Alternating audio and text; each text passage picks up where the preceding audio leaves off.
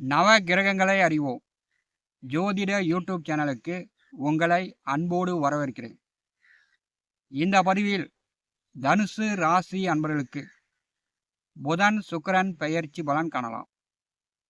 31/7/2026 அன்று முதல் புதன் மிதுன ராசியிலிருந்து கடகராசிக்கு பெயர்ச்சியாகி ஒரு 15 நாட்கள் கடகராசியில் சஞ்சாரம் செய்வார்.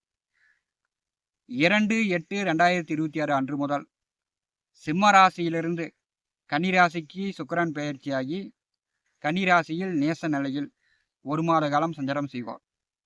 புதன் சுக்கிரன் பெயர்ச்சி தனுசு ராசி என்பதற்கு பலன்கள் காணலாம். கடந்த 1.5 மாத காலமாக 7வது வீட்டிலே கலத்திரஸ்தானத்திலே கேந்திராதிபத்திய தோஷத்தோடு புதன் 7வது வீட்டிலே சஞ்சாரம் செய்தார்.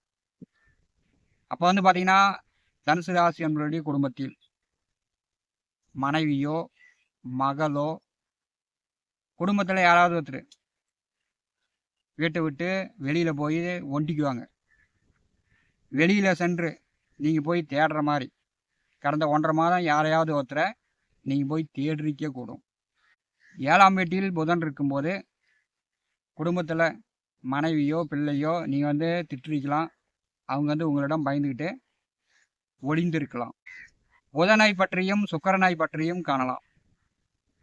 புதன் அப்படின்னாலே அறிவு, படிப்பு, கணக்கு, கமிஷன், தரகு, வியாபாரம், சினிமா, நடிப்பு, 2 முகம், 2 பேச்சு, காதல், மாமன் உறவு, பெண் சகோதரிகள், பெண் குழந்தைகள். காலபுருஷனுக்கு 3 6ஆம் வீட்டின் அதிபதி.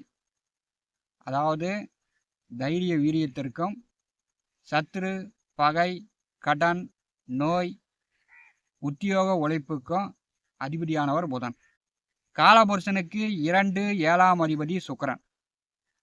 சுக்கிர பகவான் அப்படின்னாலே செயற்கை, ஆடம்பர வசதி வாய்ப்புக்கு, சுக போகத்திற்கு அதிபதியானவர். அடுத்து வரக்கூடிய 15 நாட்களும் சரி, ஒரு மாதமும் சரி, உங்களுக்கு 10வது வீட்டிலே சுக்கிரன் செல்வது. தனுசு ராசிக்கு 6 11ஆம் அதிபதி சுக்கிரன் நேச நிலையில் பலம் இழந்து செல்வார். அதாவது ராசிக்கு 10லே ஒரு கிரகம் நேசமானால் அதிகாரம் உங்களுக்கு கிடைக்கும். வேலையே இல்லைனாலும் சரி, தொழிலே இல்லைனாலும் சரி, நீங்கள் ஒரு பதவியில் இல்லைனாலும் சரி, நீங்கள் செய்யக்கூடிய தொழில், செய்கின்ற வேலை, நீங்களே தான் முதலாளியாக இருப்பீங்க. நீங்களே தான் அதிகாரமாக செயல்படுவீங்க. உங்களுக்கு 10வது வீட்டிலே சுக்கிரன் நேசமாக செல்லும்போது எதிரிகளே இருக்க மாட்டாங்க. தனுசு ராசி என்பதற்கு எதிரிகளே இருக்க மாட்டாங்க. நீங்கள் செய்கின்ற வேலை, தொழில், உத்தியோகத்திற்கு நீங்களே அதிகாரமாக செயல்படலாம், முதலாளியாக இருக்கலாம். 10லே சுக்கிரன் நேசமாக செல்லும்போது பார்த்தீங்கன்னா கோர்ட்டில் ஏதாவது கேஸ் நடந்துக்கிட்டு இருந்துச்சுன்னா, வழக்குகள் பெண்டிங்கில் இருந்துச்சுன்னா, இப்போ தீர்ப்பு வர மாதிரி இருந்துச்சுன்னா உங்கள் பக்கம் சாதகமாக தீர்ப்பு வரும். அந்த கேஸ் முழுமையாக முடிஞ்சு போயிடும். கோச்சாரத்தில் 10ஆம் வீட்டில் சுக்கிரன் வந்தால் பார்த்தீங்கன்னா செய்கின்ற தொழில், வேலை, உத்தியோக ரீதியாக பிரச்சனை வரும். வேலையில் இருப்பவர்களுக்கு இடமாற்றங்கள் ஏற்படும். எதிர்பாலினவர்களால் பிரச்சனை வரும் என்று ஜோதிட சாஸ்திரம் சொல்கிறது. ஆனால் தனுசு ராசி என்பதற்கு 6ஆம் அதிபதி நேசமாக செல்லும்போது கண்டிப்பாக அந்த பிரச்சனைலாம் உங்களுக்கு இருக்காது. 10ஆம் இடம் சார்ந்த வளர்ச்சி தான் இந்த காலகட்டம் உங்களுக்கு உண்டு.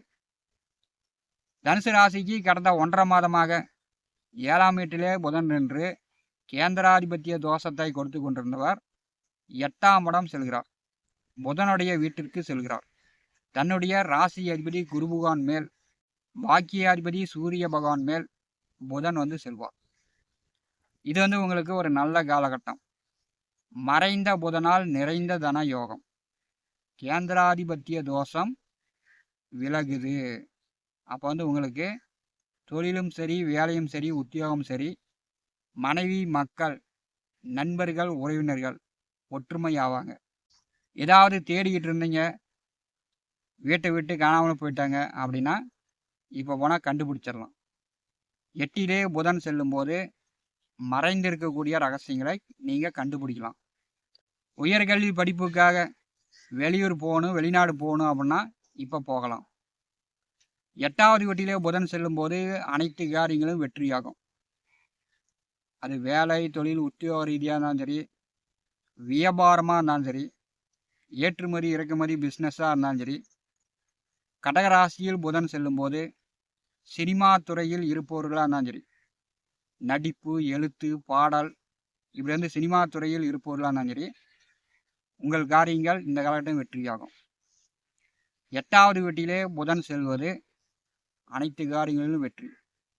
நல்ல பண வரவு, அதிகமாக பணம் சம்பாதிக்கலாம். மனைவி மக்களால் ஆதாயம் உண்டு. இப்போ வந்து பலருக்கு உதவி செய்யக்கூடிய, உதவுகின்ற அமைப்பு, வாய்ப்பு தனுசு ராசி என்பதற்கு இந்த காலகட்டம் உண்டாகும். 8வது வீட்டிலே புதன் செல்லும்போது புதிதாக நகை எடுக்கலாம், புதிய துணிமணி எடுக்கலாம், புதிதாக உங்கள் தொழிலுக்கு வேலைக்கு வண்டி வாகனங்கள் வாங்கலாம். அதுக்கெல்லாம் வந்து இந்த காலகட்டம் தனுசு ராசி என்பதற்கு மறைந்த புதனால் நிறைந்த தன யோகம் ஏற்படுகிறது. அடுத்த 15 நாட்கள் நீங்கள் வந்து பயன்படுத்திக்கலாம். படித்து கொண்டிருப்பவர்கள் ஆழமாக, நுட்பமாக, கவனமாக படித்து படிப்பில் வந்து வெற்றி பெறுவீங்க. ஏன்னா மறைந்த புதனால் நிறைந்த கல்வி செல்வமும் உண்டு. நல்ல அறிவாற்றல் ஏற்படும்.